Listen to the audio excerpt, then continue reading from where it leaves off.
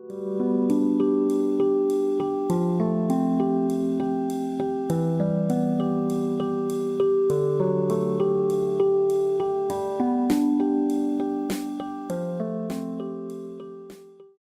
first presenter is Vera Sahakyan. She is a Ph.D. student and junior researcher at the Mesrop Mashtots Institute of Ancient Manuscripts in Armenia.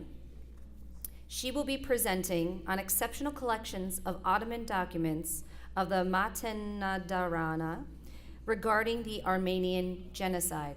Please give her a round of applause. Thank you. Good morning, dear colleagues, ladies and gentlemen. I'm Vera Sahakyan from Armenia. I'm delighted to be here today, and it's a great pleasure to advance my nation's case in this peace building. I would like to express my gratitude to those who made this trip a reality, especially to the Armenian Republic, to Mashtots Institute of Ancient Manuscripts, and I would like to express my gratitude especially to organizers of this conference, to Basil Ugorji, for the invitation. Thank you. So I'm sorry for my English. It's my first trip to USA and first opportunity to speak with native English speakers. I'm very sorry. In the last 100 years, Armenian people have been through many orders. They survived the genocide, took part in 2 world wars, and suffered from Stalin's repressions in 1937. In 1988, Armenia survived the disastrous earthquake of Spitak. But a couple of months ago, Armenia showed the world that despite hardships it faced over the years, the Armenian people are able to carry out a bloodless revolution, which is now known as the Velvet Revolution. I'm proof of my country, and I brought with me tolerance towards people, religions, and countries, as well as the seeds of a revolution of love. The topic of my study refers to the examination of an exclusive Ottoman document on the Armenian Genocide kept in Matenadaran. I work at Matenadaran, the well-known repository of ancient manuscripts in Yerevan. Matenadaran, which is also a research institute and museum, has more than 23,000 manuscripts, fragments, and parchment. It contains one of the world's richest collection of medieval manuscript and historical documents and books of various topics, such as theology, history, grammar, medicine, cosmography. Equalistry documents are presented in a number of languages. Being a specialist in Turkish studies, with a focus on Ottoman Turkish, understandable my attention was first of all directed to the Turkish Ottoman manuscripts and all kinds of Ottoman documents that are preserved in the Matenadaran. It did not take me too long to find out that there were 17 original Ottoman documents which were left in the dark because Matenadaran was always viewed as a study center of ancient manuscripts. Research on the Armenian Genocide had never been carried out before. I discovered an exclusive document regarding the Armenian Genocide. It is the original document that summarizes the orders, secret telegrams, and decrees about the annihilation of Armenians. Confiscation of Armenian properties, settlement of Turkish immigrants in the houses of uprooted Armenians in depopulated regions. The document that I'm about to present and analyze here is very pertinent for the history of the Armenian Genocide. It demonstrates that each step taken in the years 1915 to 1916 towards the annihilation of the Armenian people were highly premeditated, centrally planned, and meticulously organized and conducted. So, how important is to talk about the genocide in the framework of a conference directed to the peace building? When the crime remains unpunished, it leaves room for further crimes. In 1915, the Armenian people were subject to genocide in the Ottoman Empire. This is an undeniable reality, a recorded history. If the current government of Turkey rejects the crime committed 100 years ago, it becomes complicit. When a person or a state is not able to accept the committed crime, more developed states need to intervene. These are the states that place high emphasis on the violations of human rights, and their prevention becomes a guarantee for peace. What happened in 1915 in the Ottoman Turkey should be labeled as a crime subject to criminal liability. It must be labeled a genocide, since it is in line with all the articles of the Convention of the Prevention and Punishment of the Crime of Genocide. In fact, Raphael Lemkin, who drafted the definition of genocide for the convention, had the Armenian genocide as the prototype. The document,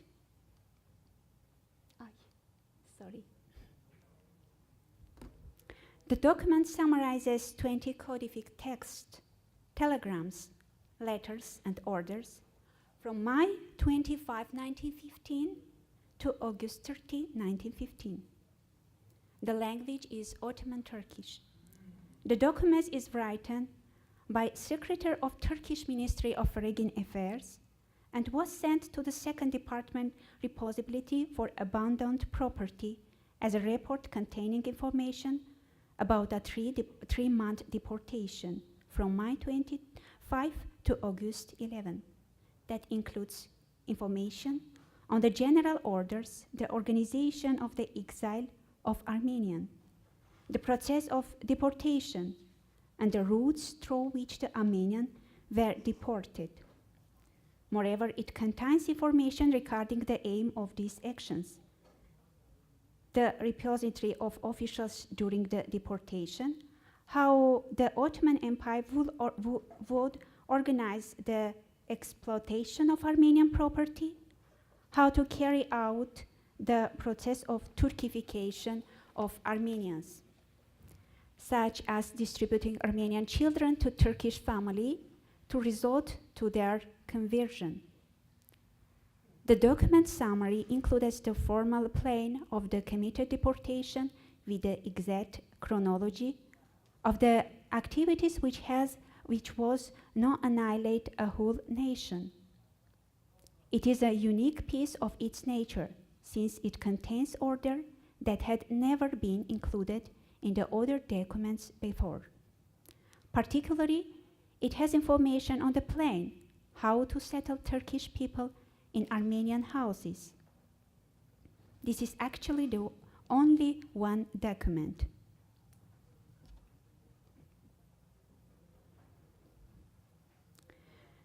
The document is unique in its nature, but the question is whether it's the only one or not. We are not able to answer this question, since the Turkish archives are not fully open to scientists for research, and the military archives are totally closed. If we ask people who survived the genocide or read their memories, we will come up with many evidence that are written in the same way, such as they were pushing us, deporting, forcibly taking our children from us, stealing our daughters, giving our house to the Muslim Turk immigrants. This is an evidence from a witness, a reality recorded in the memory, which was transferred from generation to generation through texts as well as through genetic memory. Everybody is aware of this reality, but this is the first official document from the Ottoman Empire that formally states whatever we have now for more than a century. Let's remember two facts. The Armenians had to live just in 2 hours after promulgation the replacement law. Therefore, if the child was asleep, he should be woken up. If the woman was giving birth, she had to take the road, and if the 19 years old underage child was swimming in the river, mother had to leave without waiting for her child. We see from this order that it wasn't foreseen any place, any camp of direction to replace the Armenians. Some researchers point out that it wasn't found any plan of genocide up to now. In this case, I would like to ask to the same researchers to put on the table the plan of Armenians' displacement, where is it clearly pointed that Armenians replaced from place A to place B should be supplied with food, accommodation, hospital, and with other primary necessary. For moving to place B, it is needed X time, which is reasonable and human's body is able to survive. There isn't such a gladiator. People were directly turned out of their houses, driven out disorderly. The direction of the routes were changed from time to time, as it didn't have any final destination. The other purpose was people's annihilation and death by chasing and tormenting. Parallel to the displacement, the Turkish government carried out registration with the aim of organizational measure, so that just after the Armenians' deportation, the migrants locating committee would easily be able to resettle the Turkish migrants.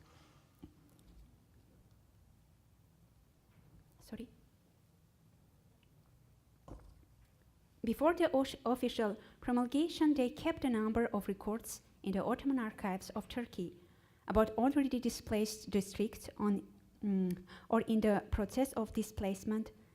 And we learned from Talat Pasha's recommendation letters to Cemal Pasha that the Armenian inhabitants of Zeytun and Marash were displaced before April 24, 1915. And it's already said about deportation of Armenians from the settlements Alexandret, Diortiol, Adana, Hajan, and Sis. The word deportation in the Ottoman text, tard ve ihraj, being, exile, drive out, expulsion. Concerning the minors who are obligated to become Turkific, it should be mentioned that they are not allowed to live with their parents. There are tens of thousands of Armenian orphans who were crying in the empty parents' homes and under mental stress. From an Ottoman archive document, we found out that from the center of Ankara, 733 Armenian women and children were deported and sent to Eskişehir, from Kalecik 257, and from Keskin 1,169. According to the same document, we find out that these Armenian children were distributed to Islamic organizations. This means that the children in these homes were completely orphaned, for such as places as Kalecik and Keskin, which have a very, very small area, 1,426 children are way too many.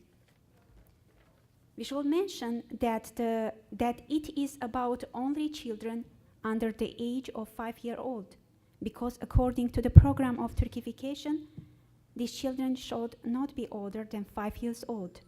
They feared that from the age of 5, the children, memory will not be erased and eventually they will remember and will be revenge. Thus the Armenians were childless, homeless, with mental and physical suffering. This is to be condemning as a crime against humanity.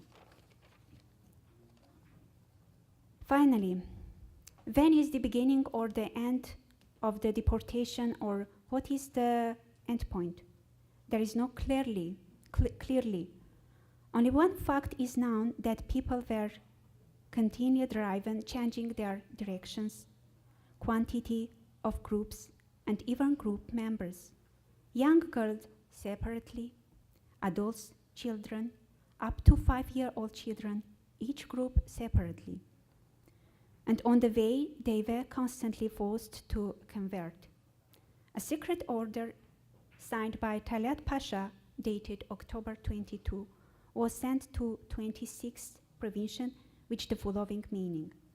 Talat orders, if there are any cases of conversion after being deported, if their applications are approved from the headquarters, their displacement should be voided, and if their possession is already given to another migrant, it should be returned to the original owner. The conversion of such people is acceptable. Even today, when we live, even today, when we live in the highly developed information age, and communication and information technologies are widespread, and with mobile phones, sometimes it is difficult to find each other, let alone people who are walking through the deserts for months under forced conditions of conversion, to send letters and to receive the answer during the processing and be able to return home, which is already given to others, violating constitutional law as a result of national, ethnic, and religion intolerance. I can speak long about this document, comparing them with other documentary proofs. According to the documents at hand, people were made to walk for at least 7 months.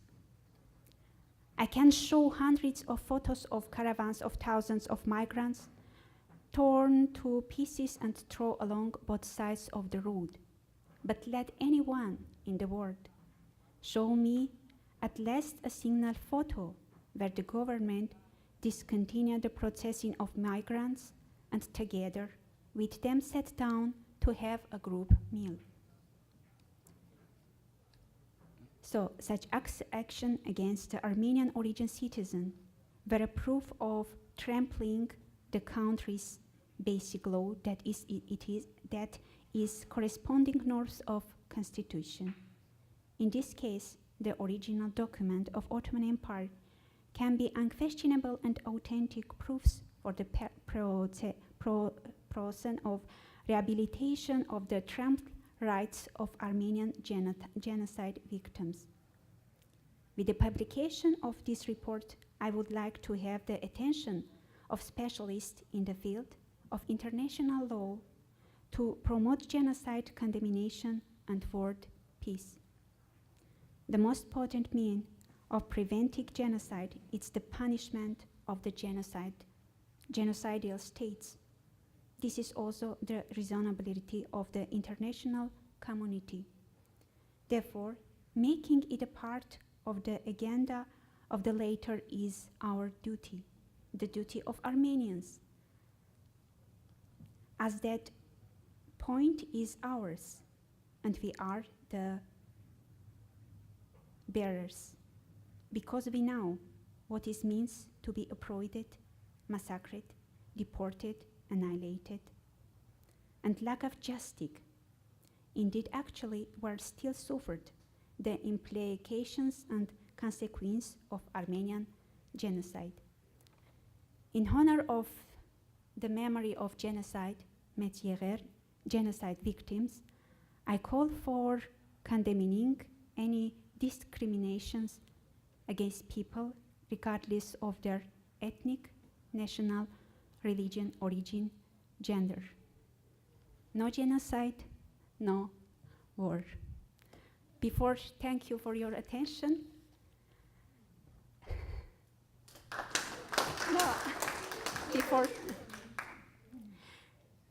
Երկինքն ամբել է ինչ անուշ թոն է, երկինքն ամբել է ինչ անուշ թոն է, Յարս կանել է, երեսը բաց է, Յարս կանել է, երեսը բաց է. From genocide survivors. Thank you.